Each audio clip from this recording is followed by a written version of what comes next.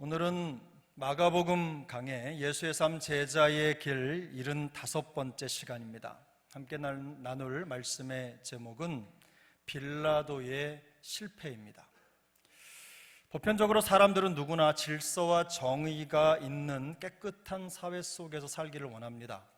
그걸 좋아하죠.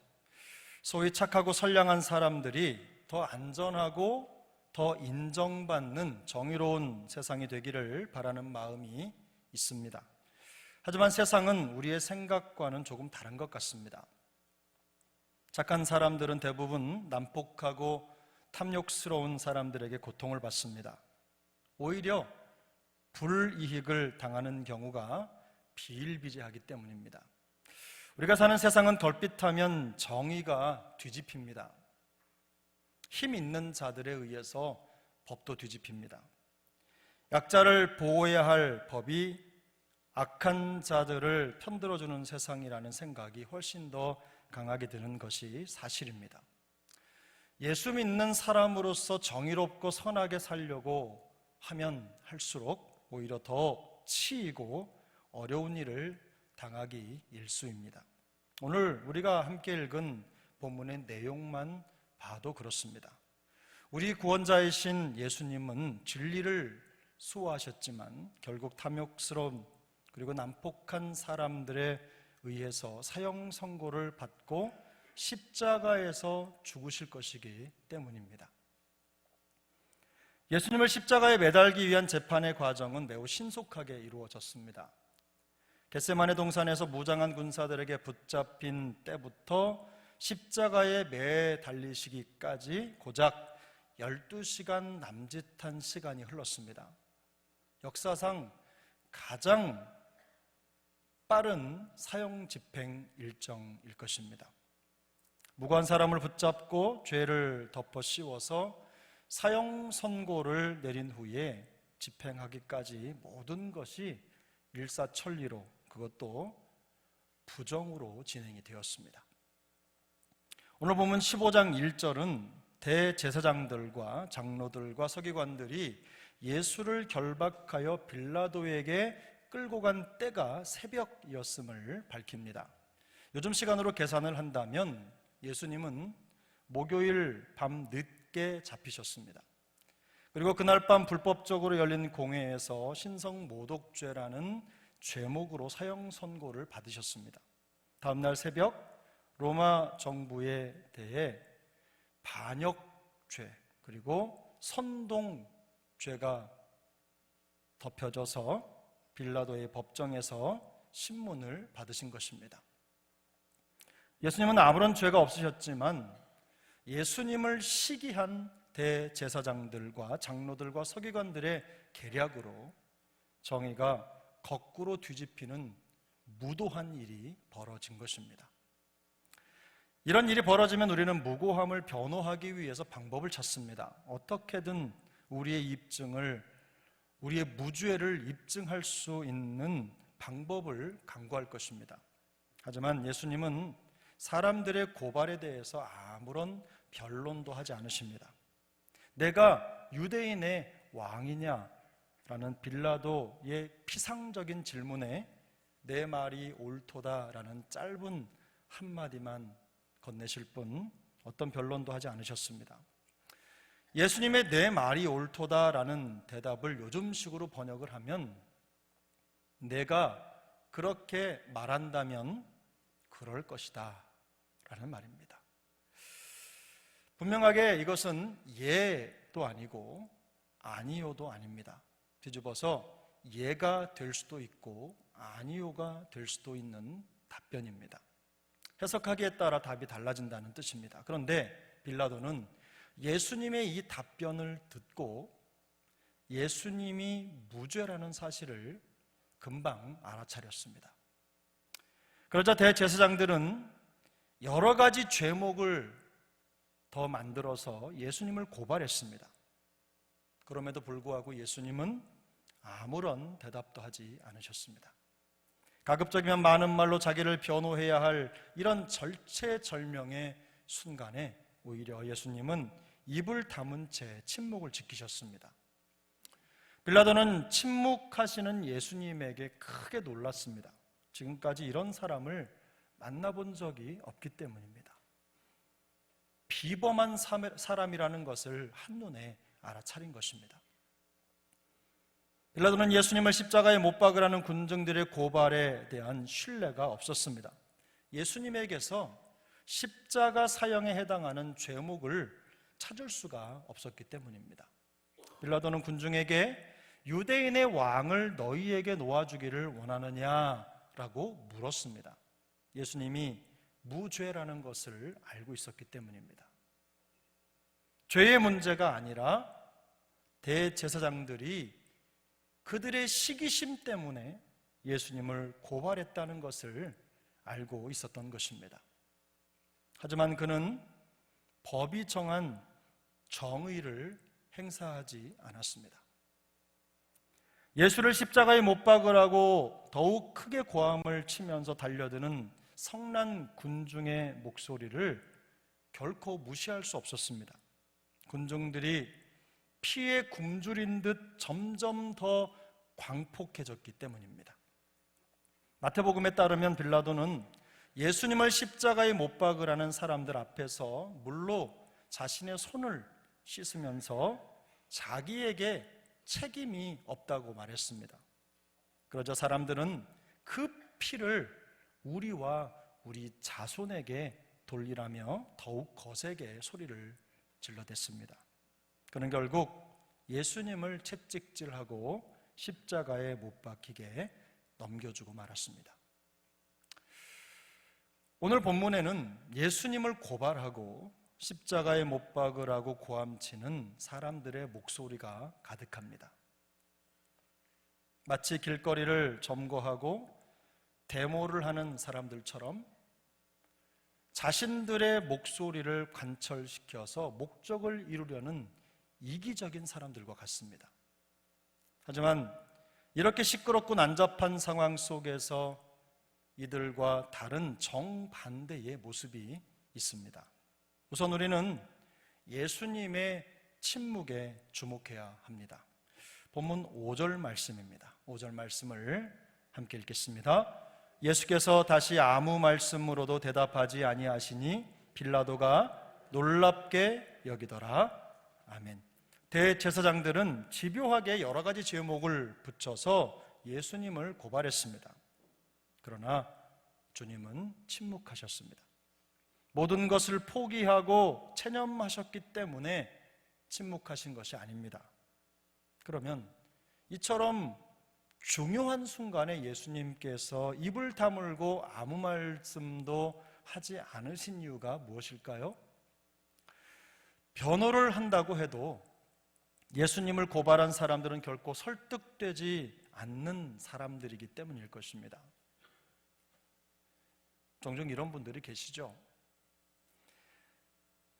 아무리 바른 얘기를 해도 설득이 되지 않는 것입니다. 그들은 이미 재판의 결과를 정해두었습니다. 그래서 뭐라고 변호를 한들 마음을 바꿀 생각이 전혀 없었던 것입니다. 주님은 이 사실을 알고 계셨습니다. 하지만 예수님께서 침묵하신 더 궁극적인 이유는 다른 데 있습니다. 구약 성경인데요, 이사야 53장 7절을 우리 다 같이 읽겠습니다. 그가 곤욕을 당하여 괴로울 때에도 그의 입을 열지 아니하였으며 마치 도수장으로 끌려가는 어린 양과 털 깎는 자 앞에서 잠잠한 양같이 그의 입을 열지 아니하였도다. 이 말씀은 예수님의 십자가 고난에 대한 이사야 선지자의 예언입니다. 성경은 주님께서 곤욕을 당하여 괴로울 때에도 그 입을 열지 않았으며 마치 도수장으로 끌려가는 어린 양같이 그 입을 열지 않았다고 말씀합니다. 무슨 뜻입니까? 예수님은 말씀의 성취를 위해서 침묵하셨던 것입니다. 자기의 운명을 사람들과의 관계가 아니라 하나님과의 관계에 거셨기 때문입니다. 주님은 하나님의 나라의 일을 이루시는 아버지의 뜻에 모든 것을 맡기셨습니다.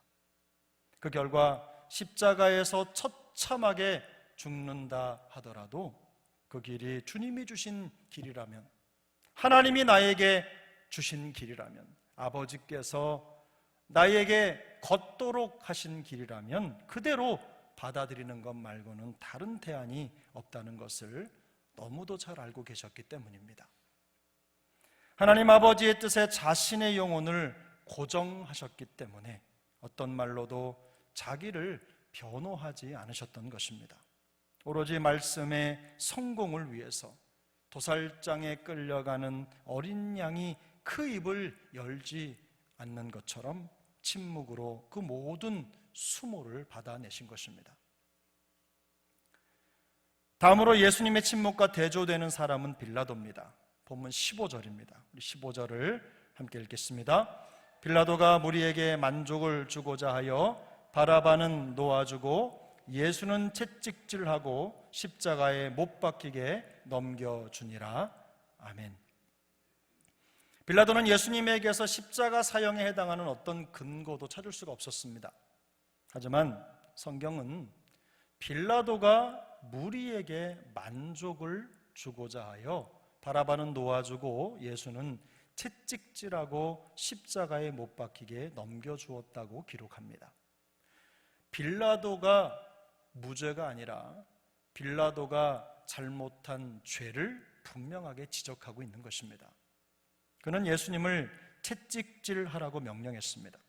마치 심각한 반역죄라도 지은 사람처럼 예수님을 십자가에 못 박히게 넘겨주었습니다. 그는 정치적인 이익을 위해서 법과 공의가 아니라 성난 군중의 목소리에 양심을 팔아 넘기고 말았습니다. 여러분, 정치인들이 항상 민중의 소리에 귀를 기울여야 된다고 하는데 일면 맞는 말도 있고 그 말이 항상 맞는 것은 아닙니다. 민중을 위하는 방법이 하나님의 마음과 딱 맞는 것은 아니기 때문에 그렇습니다. 우리 그리스도인들은 다른 어떤 것보다도 하나님의 말씀이 영순이어야 됩니다. 하나님의 말씀을 기준으로 세상을 보는 눈이 있어야 됩니다.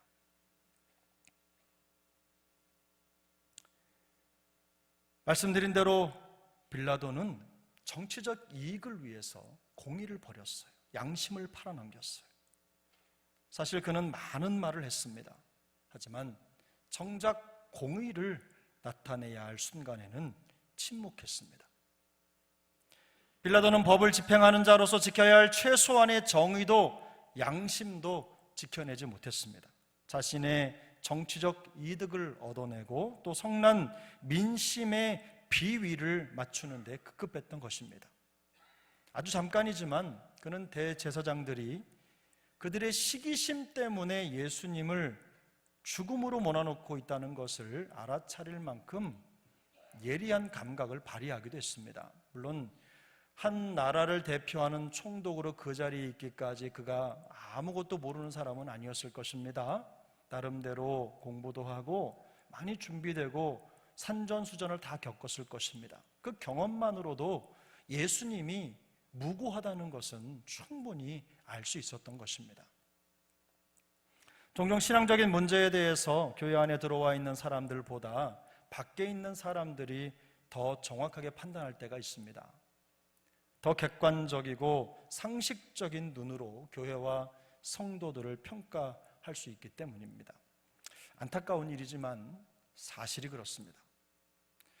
반대로 교회에서 받은 중요한 직책이 사람을 더 거룩하게 만들지 못한다는 것도 사실입니다. 대제사장들과 장로들과 서기관들은 요즘으로 말하면 대표적인 신앙인입니다. 하나님을 믿는 사람들이죠. 교회에서 중요한 직분을 받은 사람들이라고 할 수가 있습니다. 하지만 그들은 세상 사람들보다 더 거룩하지 않았고 선입견과 시기심에 빠져서 진리이신 예수님을 알아보지 못했습니다. 이렇듯 성령의 인도하심을 받지 못하면 어느 순간 우리도 이런 사람들과 똑같아질 수 있습니다. 천박한 감정의 목적을 이루기 위해서 전혀 상식적이지도 않고 성경적이지도 않은 일을 서슴지 않고 행할 수 있는 것입니다. 빌라도는 예수님의 무고함을 알면서도 악의적인 계략을 가진 사람들의 행태에 대해서 아무런 조치도 취하지 않았고 그저 침묵해 버렸습니다. 말은 많이 하는 것이 중요한 것이 아닙니다. 아무리 많은 말을 해도 진리를 벗어난 말을 하고 있다면 결국 아무 말도 하지 않은 것입니다. 빌라도는 자기 성공을 위해 진리에 대해 침묵하는 결정적이고도 치명적인 범죄를 저지르고 말았습니다. 그의 침묵 때문에 예수님에게 십자가 처형이 내려지게 되었기 때문입니다. 예수님은 대제사장들과 장로들과 서기관들의 부당한 고발에 대해 아무런 항변도 하지 않으시고 침묵하셨습니다. 그들의 주장에 대해서 그들이 맞다고 생각하셨기 때문이 아닙니다. 하나님의 뜻을 성취하기 위해서 모든 것을 참으신 것입니다. 하나님의 뜻에 자기의 영혼을 고정시키셨습니다. 오직 하나님의 뜻을 이루기 위해서 주님은 침묵하셨습니다. 빌라도는 사람들에게 예수님을 채찍질하고 십자가에 못 박히도록 내주었습니다. 그는 법의 집행자로서 많은 말을 했지만 아무 말도 하지 않은 것과 마찬가지입니다. 정작 법과 정의가 필요할 때 자기의 정치적 이득을 위해서 침묵했기 때문입니다. 그도 예수님처럼 침묵했지만 그는 하나님의 뜻이 아니라 자기의 뜻과 이익을 위해서 침묵했습니다. 진리를 버리고 민심을 얻기 위해서 침묵했습니다. 결국 이것 때문에 그는 예수님을 십자가에 못 박히게 한 돌이킬 수 없는 범죄자가 된 것입니다. 방법은 다르지만 예수님도 침묵하셨고 빌라도도 침묵했습니다. 예수님은 불의한 고발에 대해서 입을 닫는 방법으로 침묵하셨습니다. 빌라도는 자기의 정치적 목적을 이루기 위해서 진리를 버리는 방식으로 침묵했습니다. 예수님도 목표가 있으셨고 빌라도에게도 목표가 있었습니다. 예수님의 목표는 말씀의 성취였고 빌라도의 목표는 자기 성취였습니다. 예수님은 말씀 성공을 위해 침묵하셨고 빌라도는 자기 성공을 위해 침묵했습니다. 표면적으로 예수님을 고발하고 재판에 넘긴 사람들과 빌라도는 자기들의 목표를 성공적으로 이룬 것처럼 보입니다. 그러나 그들은 영원히 실패했습니다. 이런 예수님과 빌라도의 대조적인 모습은 우리에게 가야 할 길과 결코 가지 말아야 할 길이 무엇인지를 보여줍니다. 성도의 삶에 부여된 목표가 무엇인지를 분명하게 알려주는 것입니다. 우리의 첫 번째 목표는 항상 진리 편에 서는 것입니다. 성도에게는 말씀의 성공이 가장 우선되는 목표입니다. 우리도 때로는 침묵할 수 있고 필요에 따라 많은 말을 해야 할 수도 있습니다. 중요한 것은 침묵이든 변론이든 우리의 목표는 항상 진리 편에 서서 진리를 고수해야 된다는 것입니다. 성도는 빌라도와 같이 자기의 이득을 취하거나 사람에게 만족을 주기 위해서 법이나 정의를 악용하는 정치인이 아닙니다. 모든 정치인이 그런 것은 아니지만 많은 정치인들이 법을 악용합니다. 어떤 상황과 환경 속에서도 하나님의 말씀과 진리를 지키고 따르는 것이 우리의 최우선 목표입니다. 성도는 정치인이 아니라 진리인입니다. 말씀의 진리 안에서 참된 자유를 누리는 진리인입니다. 빌라도는 지금 당장은 성공한 것처럼 보이지만 진리에 대해서는 영원히 실패했습니다. 그러므로 여러분, 빌라도의 실패를 반복하지 않기를 바랍니다. 말씀 성취의 모든 것을 거셨던 예수님의 태도를 본받아 항상 진리 편에 설 수 있기를 예수님의 이름으로 축복합니다. 우리의 두 번째 목표는 믿음의 비상함을 나타내는 것입니다. 첫 번째 목표가 진리 편에 서는 것이라고 한다면 두 번째 목표는 믿음의 비상함을 나타내는 것입니다. 세상도 인정하는 믿음의 사람이 되는 것이 우리의 목표입니다. 교회 안에 있으면 다 똑같은 것 같습니다. 다 좋은 믿음을 가진 것 같고 다 귀한 분들, 하나님의 말씀에 아멘 아멘 반응하면서 항상 순종하는 사람으로 보입니다. 제 눈에 그렇게 보입니다. 그런데 교회 안에서만 그렇게 보이는 게 아니라 세상에 나가도 나는 그리스도인입니다. 하나님의 말씀을 가지고 사는 사람입니다. 나는 진리인입니다. 내가 내세울 것은 믿음밖에 없습니다. 이런 고백이 보이는 삶을 살아야 된다는 것입니다. 사실 빌라도는 침묵하시는 예수님 때문에 놀랐습니다. 시기심에 불타서 무고한 사람을 고발하는 다른 종교인들과 너무 달랐기 때문입니다. 그는 침묵으로 일관하시며 십자가의 길을 마다하지 않는 예수님을 통해서 진정한 믿음의 경이로움을 보았을 것입니다. 그래서 그는 놀라움을 감출 수가 없었던 것입니다. 이처럼 성도는 세상에 진정한 믿음의 비상함을 보여줄 수 있어야 됩니다. 요즘으로 말하면 예수님을 고발하고 십자가를 지게 한 사람들도 교회 안에 있는 성도들입니다. 대제사장, 장로들, 그리고 서기관들은 우리가 보기에 예수님과 똑같은 진영에 있는 사람들이죠. 빌라도가 보기에도 그랬습니다. 빌라도 같은 세상 사람들이 보기에 이들과 예수님은 모두 다 교회 안에 있는 성도입니다. 성도가 예수님을 못 박은 겁니다. 세상의 불신자들이 예수님을 십자가에 매단 것이 아닙니다. 교회 안에 있는 똑같은 믿음을 가지고 있다고 말하는 성도가 예수님을 십자가에 매단 것입니다. 그들은 교회 안에 있지만, 예수님과 함께 교회 안에 있지만 결코 같은 믿음을 가진 성도는 아닙니다. 하나는 진짜고 다른 하나는 가짜입니다.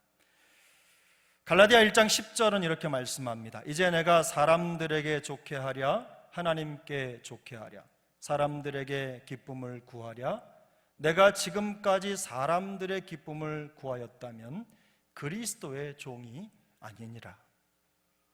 무슨 말씀입니까? 마음이 무엇의 지배를 받느냐에 따라서 그리스도의 종일 수도 있고 아닐 수도 있다는 뜻입니다. 하나님을 기쁘시게 하는 것에 지배를 받으면 그리스도의 종입니다. 이런 사람들은 어디에 가도 그 믿음이 드러날 것입니다. 사람들에게 세상에 가지고 있는 그 믿음의 능력을 선명함을 보여줄 것입니다.